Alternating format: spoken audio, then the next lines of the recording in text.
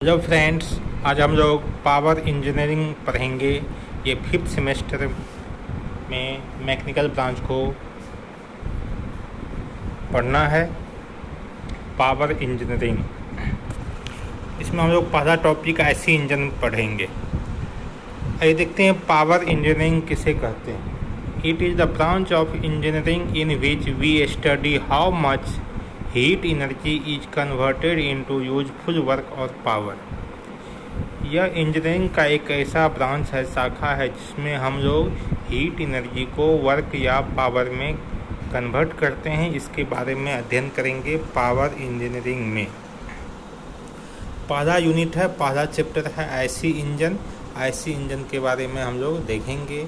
तो heat engine देखते हैं क्या है। The device which converted the heat energy into mechanical energy और work is known as heat engine. Heat engine वैसा डिवाइस है जिसमें हीट एनर्जी को मैकेनिकल एनर्जी में या मैकेनिकल वर्क में कन्वर्ट किया जाता है। हीट इंजन जो है दो प्रकार के होते हैं, आईसी इंजन और ईसी इंजन। आईसी इंजन हो गया इंटरनल कंबशन इंजन और ईसी इंजन हो गया external combustion engine. IC engine किसे कहते हैं? If the combustion of fuel take place inside the engine cylinder then it is known as IC engine. ऐसा engine जिसमें फ्यूल का कंबशन, फ्यूल का दहन इनसाइड द इंजन सिलेंडर के अंदर में हो, उसे हम लोग आईसी इंजन कहते हैं। For example petrol engine, diesel engine, gas engine. EC engine, if the combustion of fuel take place outside the engine cylinder then it is known as external combustion engine. For example steam engine, old cargo ship। अगर ऐसा engine जिसमें fuel का combustion, fuel का दहन जो है outside the engine cylinder हो, ऐसे इंजन को हम लोग एसी इंजन या एक्सटर्नल कंबशन इंजन कहते हैं। Important term in thermodynamic cycle और इंजन। पहला देखेंगे हम लोग थर्मोडायनेमिक साइकिल में हम लोग कुछ इम्पोर्टेंट टर्म है, उसके बारे में जानकारी प्राप्त करते हैं। पहला है bore. The internal diameter of an engine cylinder in which piston is reciprocating is known as bore. Bore जो है इंजन सिलेंडर का इंटरनल डायमीटर, आंतरिक व्यास, जिसमें पिस्टन जो है रेसिप्रोकेटिंग मोशन करता है, उस डायमीटर को हम लोग बोर कहते हैं। इसको हम लोग mm में एक्सप्रेस करते हैं। इसको हम लोग स्मॉल d या कैपिटल D से दिखाते हैं। Stroke length, the distance through which the piston can travel between the top dead centre to bottom dead centre piston of the cylinder is known as stroke length. Stroke length किसको कहते हैं? जब piston जो है TDC से BDC जाता है, तो टीडीसी और बीडीसी के बीच के लंबाई को हम लोग स्ट्रोक लेंथ कहते हैं। इसको हम लोग स्मॉल एल या कैपिटल एल से दिखाते हैं। अब टीडीसी क्या हुआ? When the piston is eight top position inside the engine cylinder. जब पिस्टन जो है सिलेंडर के अंदर में टॉप पोजीशन पे हो and maximum distance from the crankshaft, और क्रैंकशाफ्ट का जो है महत्तम दूरी हो, then it is known as top dead centre TDC. In case of vertical cylinder, but in case of ये जो है ये टीडीसी और बीडीसी के बीच के दूरी को हम लोग ये टीडीसी कहा जाएगा। But in case of horizontal engine cylinder it is known as inner dead centre. लेकिन हॉरिजॉन्टल इंजन सिलेंडर में जो है इसको हम लोग आईडीसी कहते हैं, इनर डेड सेंटर। ये जो फिगर बना हुआ है ये आपका वर्टिकल सिलेंडर है, वर्टिकल इंजन सिलेंडर है। इसमें हम लोग देख रहे हैं ऊपर में टीडीसी है, नीचे में बीडीसी है। टीडीसी और बीडीसी के बीच के लेंथ को स्ट्रोक लेंथ कहेंगे।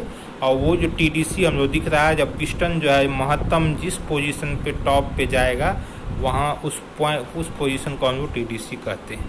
अब आते हैं बीडीसी किसको कहते हैं? When the piston is nearest from the crankshaft. Crankshaft then it is known as bottom dead centre.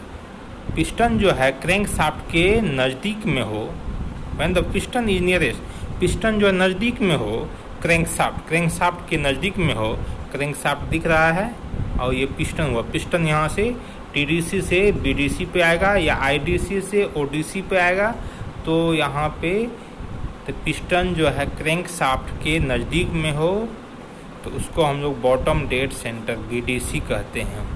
But in case of horizontal cylinder, लेकिन हॉरिजेंटल सिलेंडर में इसको हम लोग ओडीसी कहते हैं, आउटर डेड सेंटर। अब क्लियरेंस वॉल्यूम बीसी कहते हैं, the volume taken by the working fluid when the piston reaches the TDC is known as clearance volume. जब आप द वॉल्यूम, ऐसा volume taken by the working fluid when the piston reaches the TDC, जब आपका piston जो है TDC पे पहुंच जाएगा तब जो वॉल्यूम होगा उसको हम लोग क्लियरेंस वॉल्यूम कहते हैं। It is also defined as the volume between TDC to cylinder head. इसको हम लोग कह सकते हैं वॉल्यूम बिटवीन टीडीसी और इंजन हेड के बीच के वॉल्यूम को हम लोग क्लियरेंस वॉल्यूम कहते हैं। It is express in CC cubic centimetre. Stroke volume और swept volume, the volume between the TDC and BDC is known as stroke volume या swept volume. The volume swept by the piston from TDC to BDC, it is express in cc, it is denoted by vs, mathematical vs power 4 d square h ls, where ls जो है वो stroke length होगी।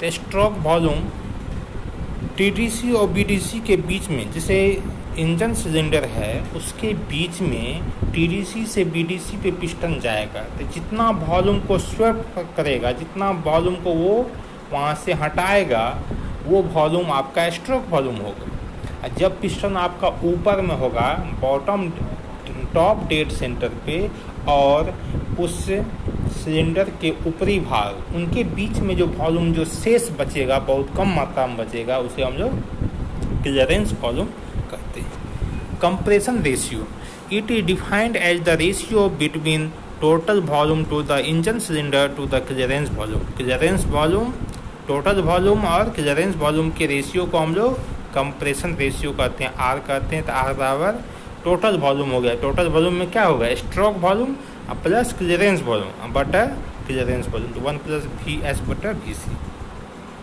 For petrol और gas engine the value of compression ratio lies between 6 to 12। For diesel engine the volume of compression ratio lies between 15 to 24। Mean effective pressure PM, it is a constant pressure acting on the piston during the working stroke के दौरान piston जो है एक समान pressure होता है, एक समान प्रेशर लगता है, उसको हम लोग मीन इफेक्टिव प्रेशर कहते हैं। It is also defined as the ratio between work done by the engine to the stroke volume. Work done बटा स्ट्रोक वॉल्यूम को हम लोग क्या कहते हैं, मीन इफेक्टिव प्रेशर कहते हैं। ठीक है, आप इतने